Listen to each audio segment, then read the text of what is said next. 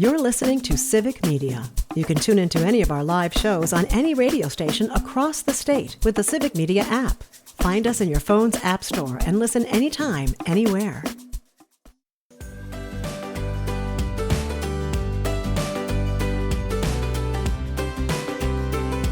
Good morning, and welcome to Matt Nair on Air. Jane Matt Nair, Greg Buck, Calvin Butenoff, coming to you live from our studio at Radio Park in Racine. You can join us. Call, text, the number is the same, 855-752-4842. You can also leave a comment if you're watching on the live stream on Facebook, YouTube, and what used to be Twitter. A couple changes to the show notes for today. We had planned to talk to Will Westmoreland, who is a farmer from southwestern Missouri. He has joined us on the show numerous times before. He is traveling, and he is stuck in D.C. Stuck in D.C. Stuck awesome. in D.C. So we have rescheduled. Will be joining us next Tuesday to talk about farmers and tariffs and waiting for that big, beautiful rescue package after the tariffs that seem kind of self-inflicted wounds. But yes, Will Westmoreland will be joining us next week. Coming up today, it is Friday, so Dan Schaefer will be here, Civic Media's political editor and the creator of the multi-award-winning Recombobulation Area. We're going to talk about red light cameras in Milwaukee. We talked about that a little bit yesterday. Also, Josh Kaul, Attorney General Josh Kaul, announcing he is not going to run for governor. Yeah. And also the ICE raids in Chicago. And I know there's one in particular that Dan wants to talk about that we have addressed very briefly. Yeah. But it's going to be a great conversation. So stick around for Dan. Coming up in hour number 2, last half hour of the show, as we always do, we try and lighten things up with Audio Sorbet. Thank you, Calvin.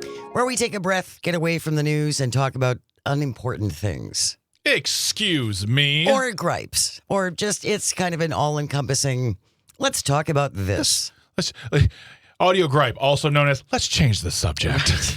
Today's Audio Sorbet, what job could you never do? Yep. And it might not, police officer, I think that I know I couldn't do that job. Yeah. But I think that there are lots of other jobs, when we think about them, it's like, I know I couldn't do that. No. And not even and I want to, it's not just I couldn't do it because of maybe physicality or because of education. One where you say I have no interest.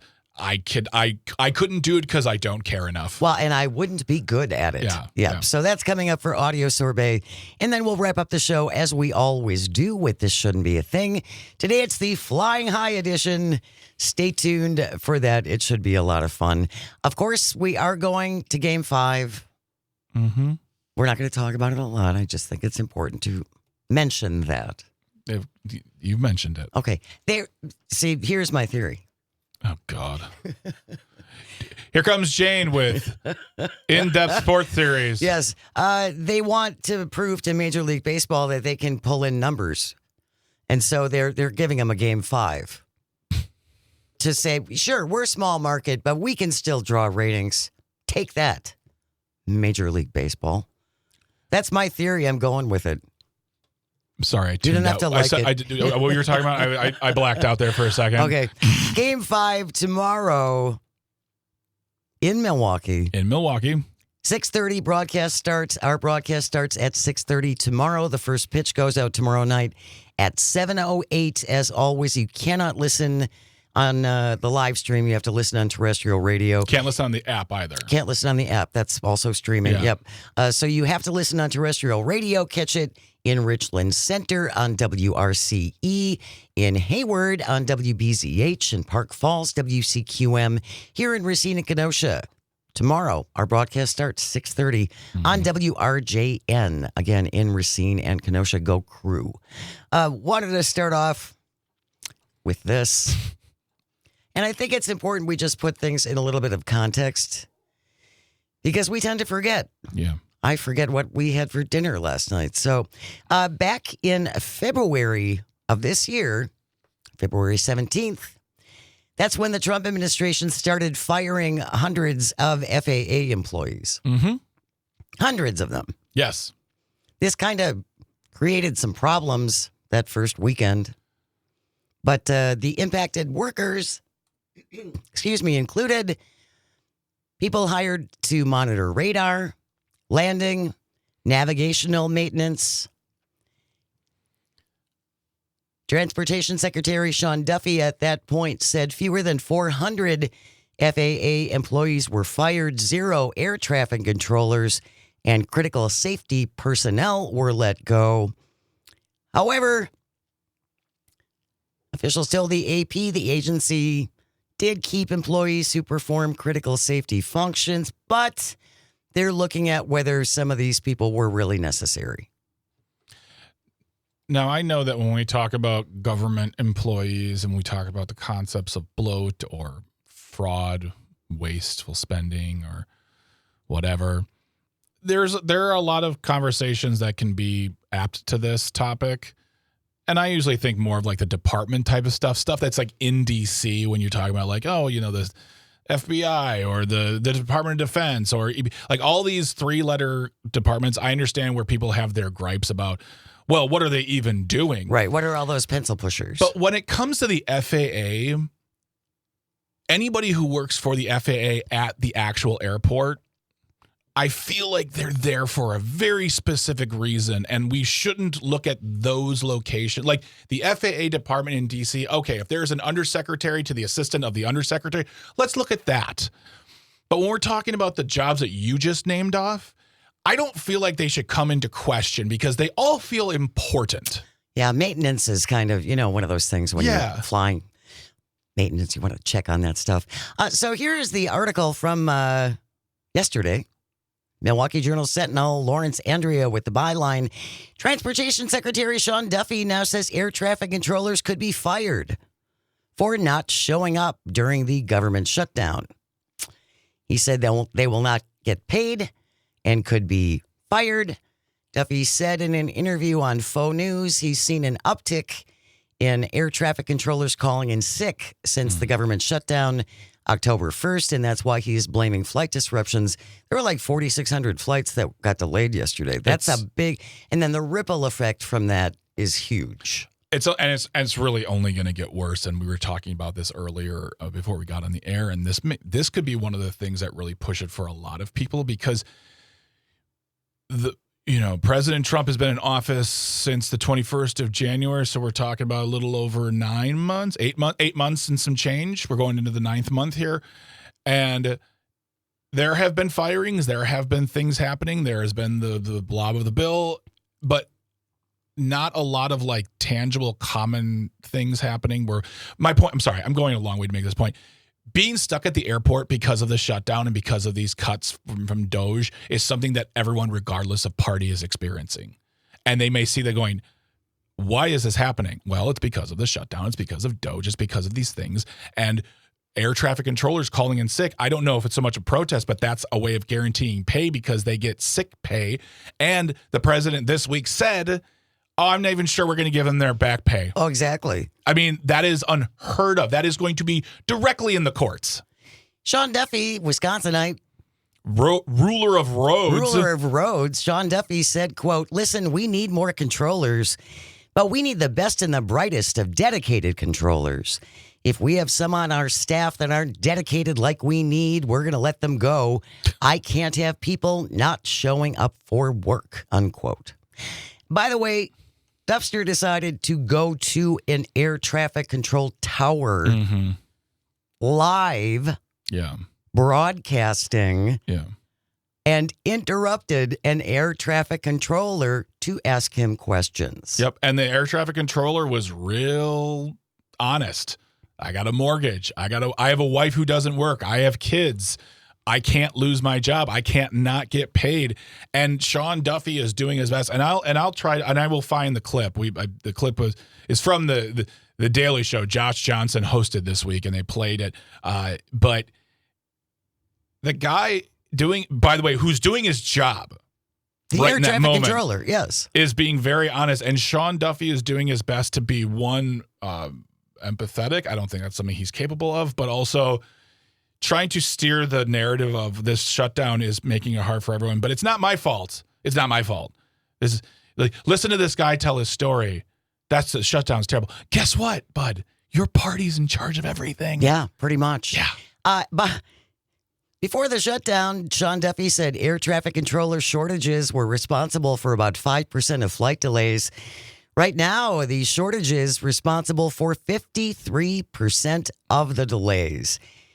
And I guess one of my things is Sean Duffy still going to keep getting paid, isn't he? Yes, he will. As transportation secretary? He will continue to get He'll paid. keep getting paid. All of those congressmen and senators, regardless of party, will continue to get paid. It's really a great deal for them. And No kidding. And every time we've had a shutdown, it's the same thing people say is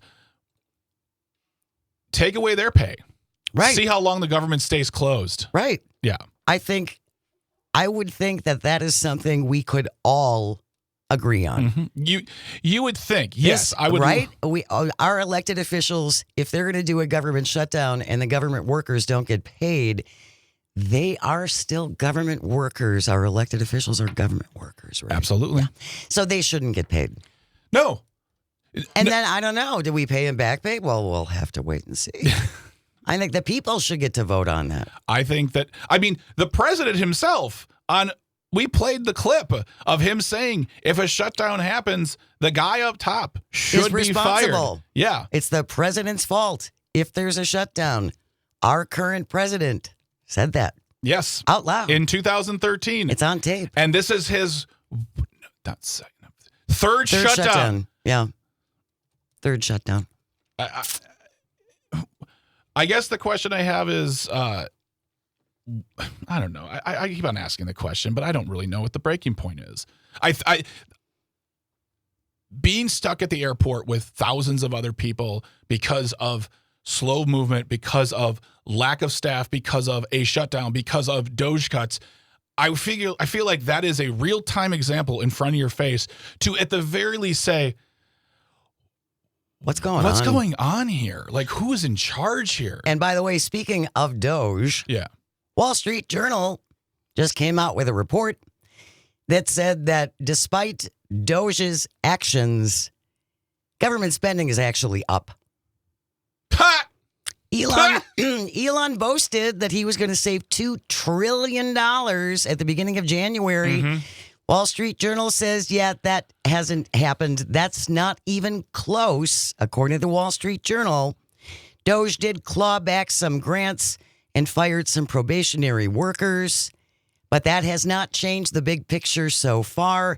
Total spending, excluding interest, rose $220 billion, or 4% for the entire fiscal year. And let's remember, too, the way they saved money, quote, saved money, was getting rid of social programs, grants. That's their version of saving money. Well, and then firing all these people and then realizing, oh, my God, he had the keys to everything. Yeah. Let's hire him back. Yep. It's so fiscally responsible. Coming up, are you expecting a package from UPS? Not right now. You might be waiting longer than you expected. All the details on the way. Stay with us. You're listening to Matt Nair on Air. This is the Civic Media Radio Network. You're listening to Civic Media. Stay up to date on the latest news and information for your local community and Wisconsin by signing up for our free email newsletter. Visit civicmedia.us/email to get started. Good morning. Welcome to Matt Nair on Air. Jane Matt Nair, Greg Bach, the Board Lord, coming to you from our studio at Radio Park in Racine. Join us, call or text at 855-752-4842. Leave a comment if you're watching on the live stream on Facebook, YouTube, and what used to be Twitter. Join Todd Alba later on today, 2 to 4 across the network. He is going to talk to the public address announcer of the Badgers, Mike Menke, at 2:35. He's been announcing games for a long time at Camp Randall. I'm going to try real quick here. The Madison Badgers Football. Did I do it right? How did I do? You're big. You could be a big voice guy. I have voice of bigness. Football. In the 3:00 hour, Todd is going to have a VIP ticket giveaway for the world premiere of the movie No Packers, No Life. I really want to see this movie. It's the story of dedicated Japanese Packer fans who fulfill their dream of experiencing Lambeau Field. They're going to premiere it at the Majestic in Waukesha. I'm gonna lie, that makes me emotional because the thing about the Packers is that their fandom is worldwide and die hard. Absolutely. And people worship them, and that's one of the things I really love about that team. So I know I'm going to be sitting there going, I'm just sitting here to watch a really good movie. When is that premiere happening? The premiere is next week in Waukesha at the Majestic Theater, and you have a chance to pick up some VIP tickets for the world premiere of No Packers, No Life. So join Todd today in the 3:00 hour and get a chance to pick up those tickets. I can't. You I'm cannot. working. You cannot. But no, I'd love to go to that. Oh my God. I just hold Todd's hand and be like, it's so inspiring. It's probably going to be, hopefully it'll have a long life in the theaters and get on stream, and then we can all enjoy win it. all the awards. All right. Before we get to if you're waiting for a package from UPS, you could be waiting a while. But Jean from Eau Claire is waiting patiently on the line. Good morning, Jean. Thanks for joining us. What's up? Well, thank you for taking my call. I'll tell you something. I can't take it anymore. Hey, Jean, are you upset? Just are you fired up? Are you perturbed? Oh, am I perturbed? You're lucky that I'm not out on the street. I'd be out there protesting with the biggest sign you ever had, and I wouldn't leave, and they'd have to take me out on whatever. But I'll tell you something. I am watching what the devil's going on here, and I'm watching live, these brutal attacks, animalistic behavior. These people, if Pavlov's hierarchy of needs and people's, the way they live their lives, these people would be on the bottom. They'd be like the crocodiles and alligators and eating everything or killing everything in their sight. Somebody said that to me once. He's trying to kill off Americans. No, he's not. I couldn't believe that one. Well, now I believe it. Yeah. The stuff that this man is allowed to do, but it's not just him. It's those people around him. It's the wealthiest people in America, the idiots that he put in those different areas that we need good people.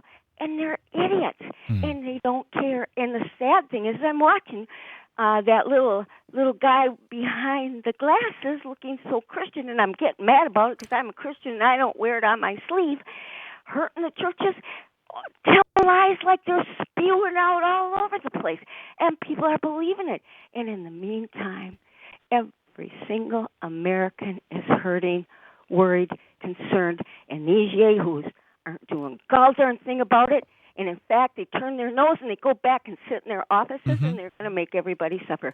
So the best thing we can do is get gall darn good candidates, because every gall darn one of them need to go. And Tiffany, he was involved in what happened in Wisconsin, didn't fix the roads, didn't work on anything, sent money to their big wealthy donation people, and then Tony Evers had to come and fix it.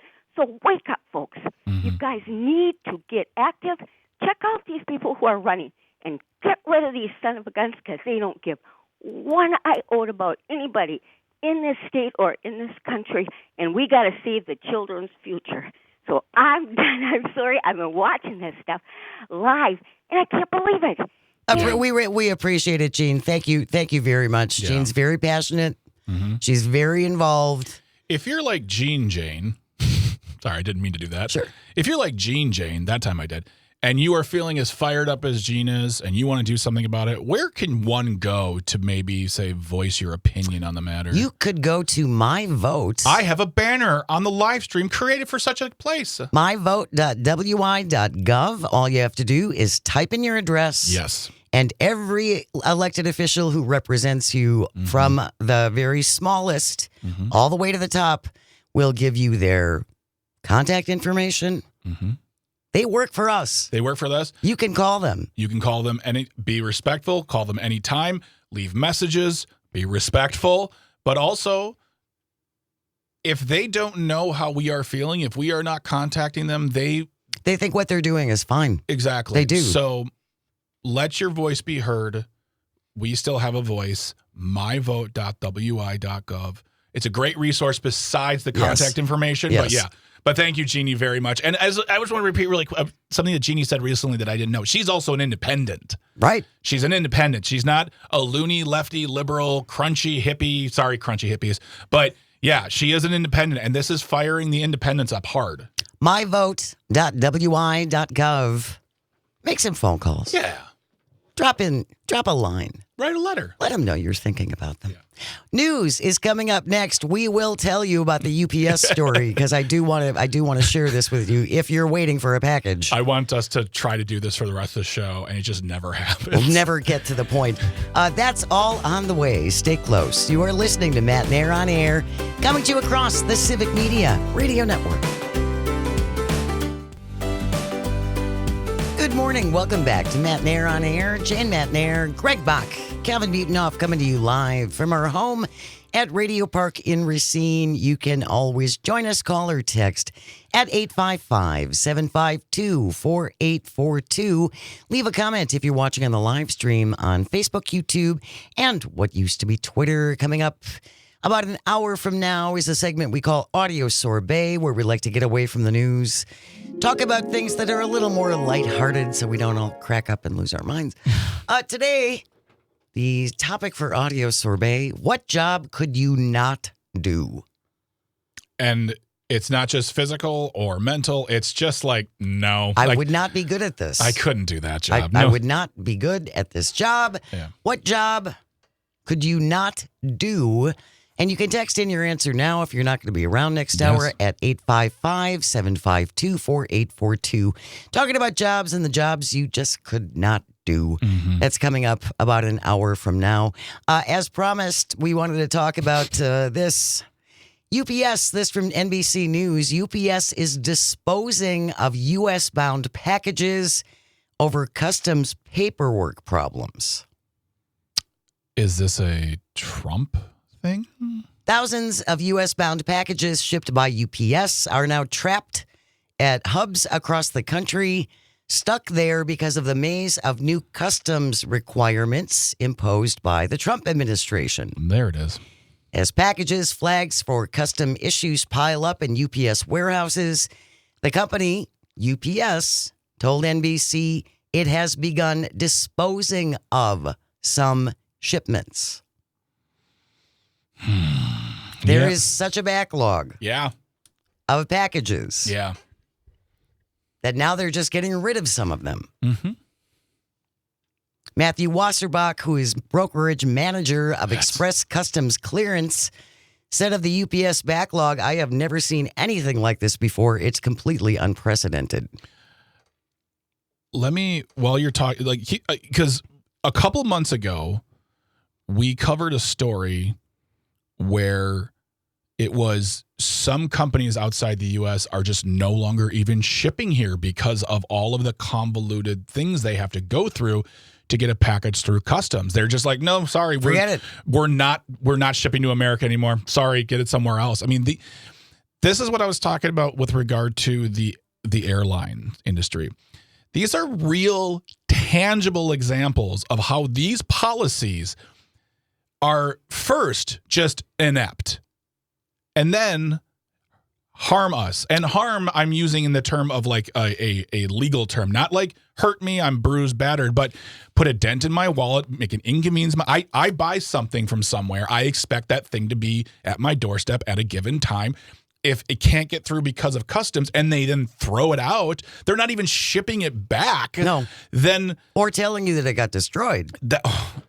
These are real life consequences of these stupid policies. And these policies affect not just red, not just blue. Yes. But independents too.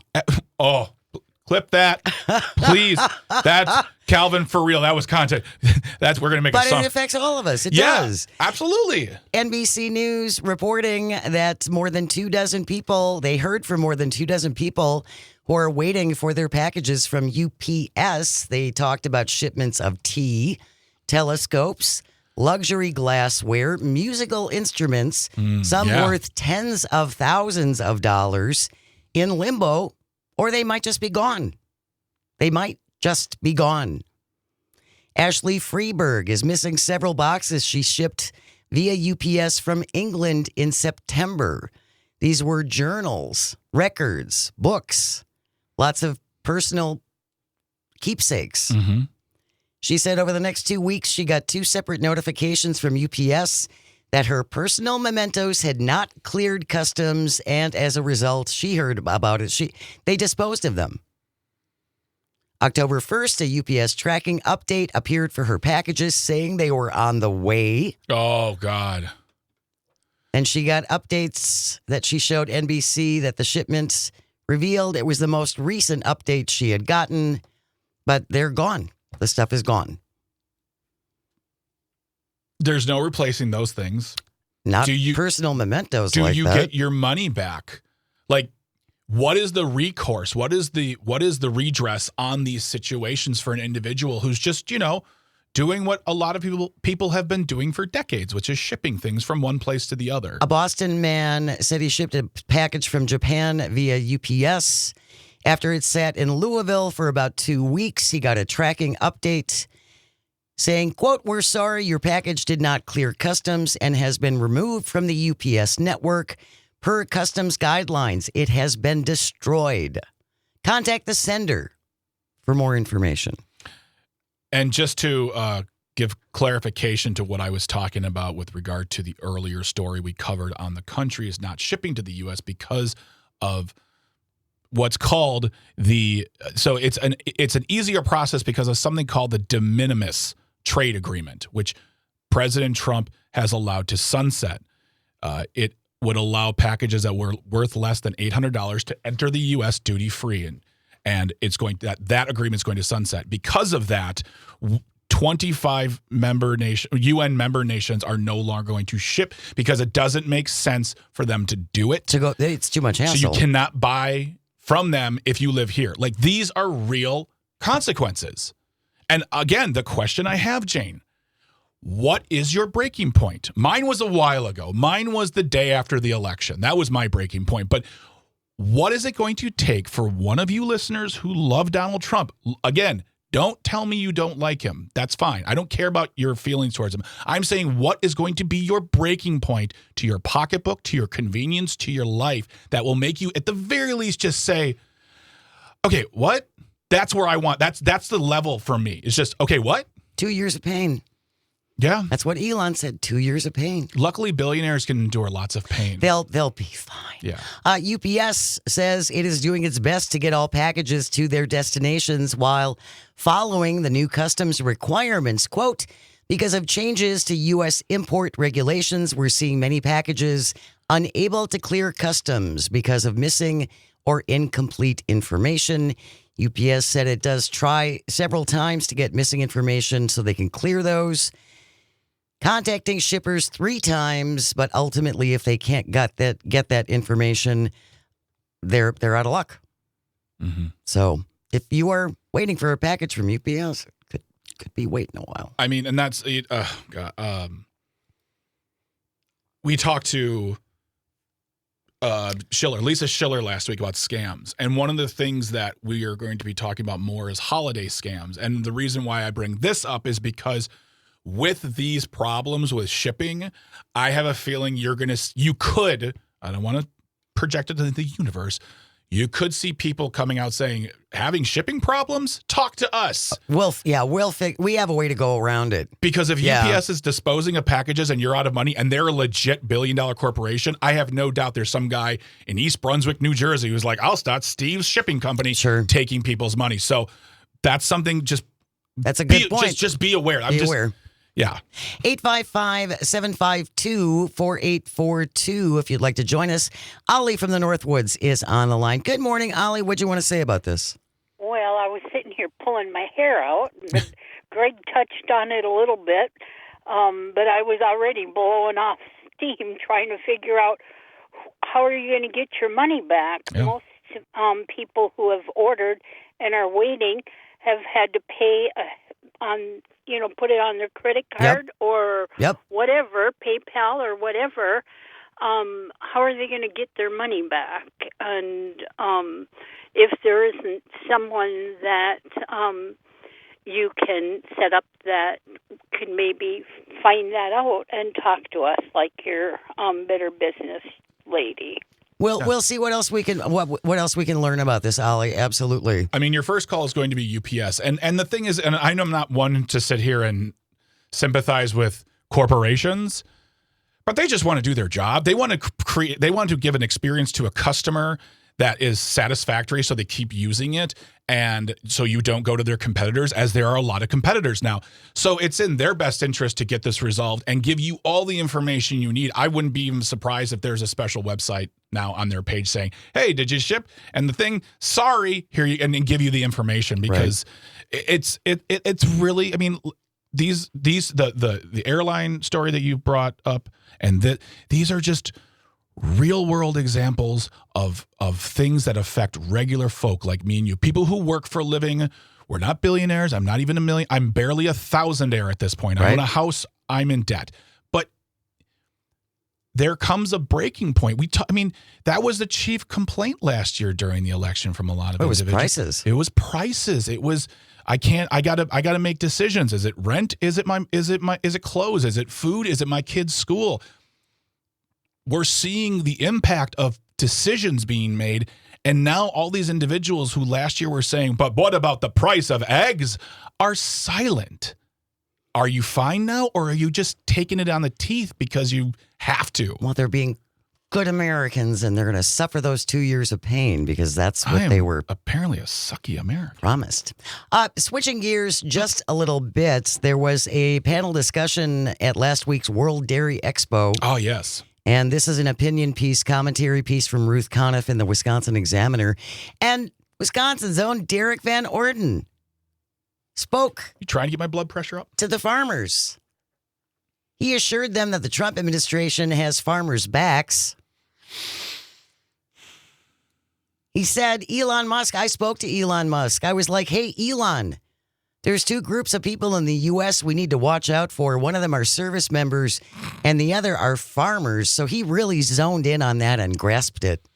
And DVO also said another incredibly strong proponent of the dairy industry is Tom Homan, the border czar, the architect of the family separation policy during the first Trump administration. The guy who's $50,000 richer because he took a bag full of money. Derek Van Orden asked the dairy farmers to support his proposal for a new system to make the workforce legal. It would impose a fine on employers and dairy workers and require those workers to self-deport before coming back under a new program that would allow them to do their jobs legally. The farmers had a lot of questions. What is the workers' incentive to take part in this? How long would it take the government to process this paperwork, get them out of the country, and then send them back? How do they know they won't get deported as soon as they come back? He didn't answer any of those questions. I know that's shocking. You know me and my history with this man. It's a very one-sided battle. I know that. And I used to try to pick fights with him because I just want to see him get angry at me.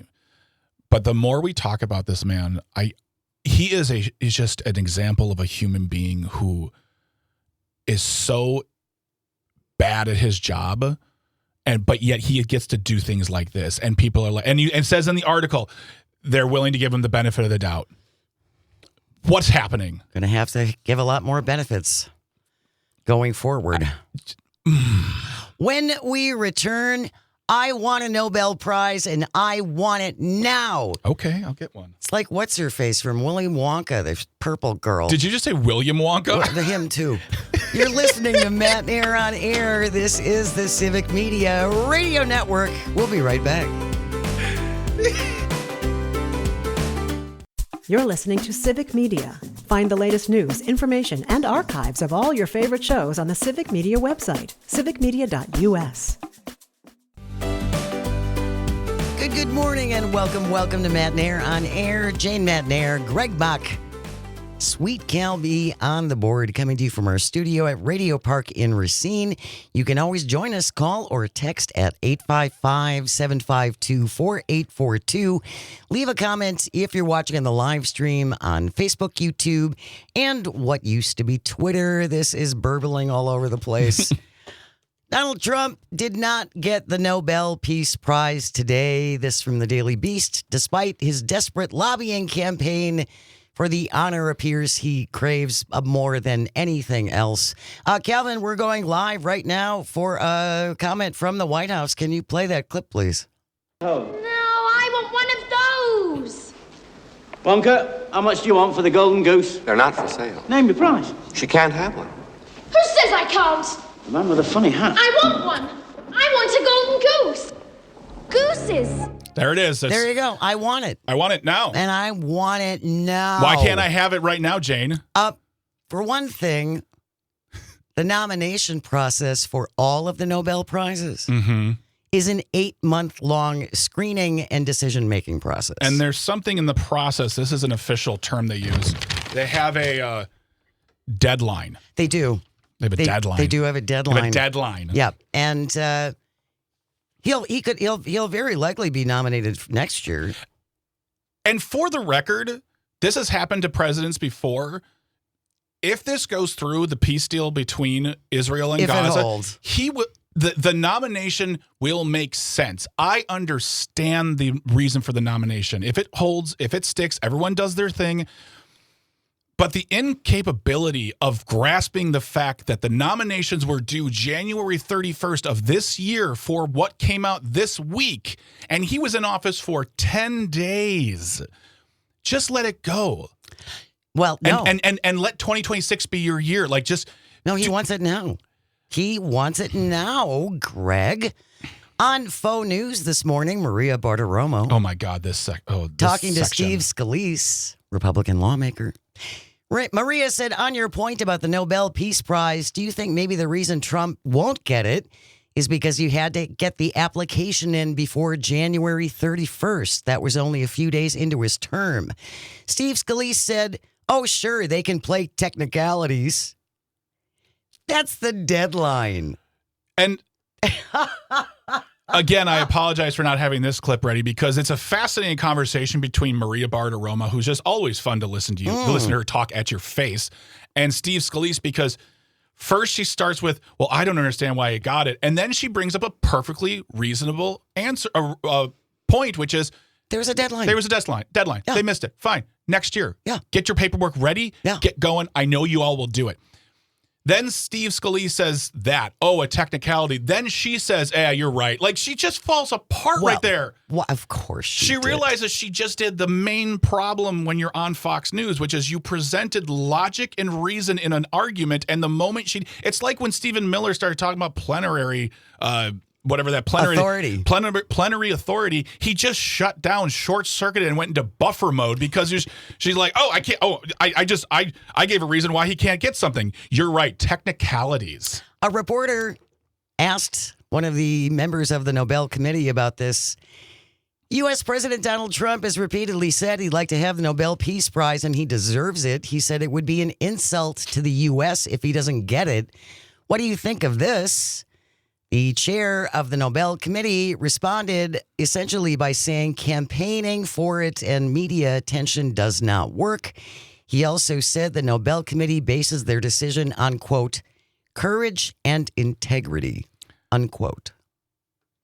This isn't the Emmys. This isn't the Oscars. You don't hire people to campaign. To lobby for you. But also, and while that's a wonderful statement and that last little stinger of salt in the wound, but I will say, I will give you one other alternate answer to that question that they asked about Donald Trump wanting it.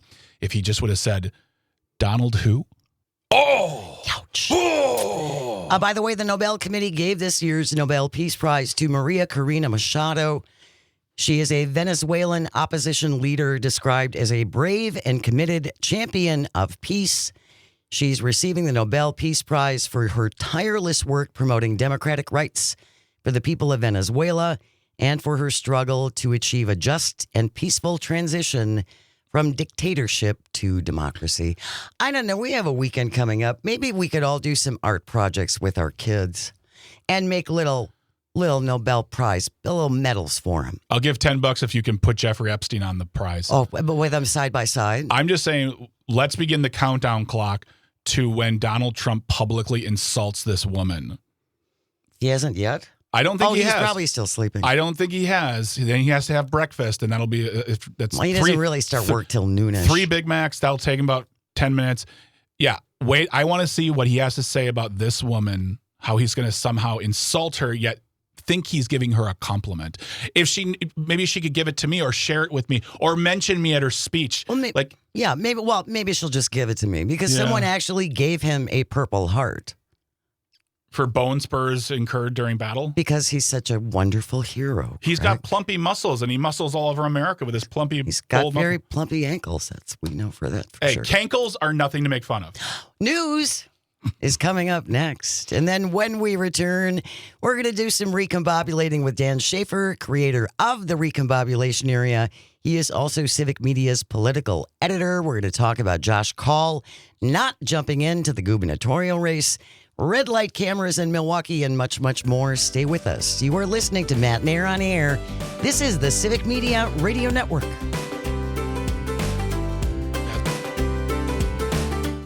The national news cycle never stops, but it can be hard to find news about your local community. Civic Media is dedicated to providing quality local and state news coverage across Wisconsin. With the Civic Media app, you can get notifications about local stories that matter to you and your community. Find the free Civic Media app in your phone's app store and choose notifications from the menu to tell us what kind of news you want to hear about.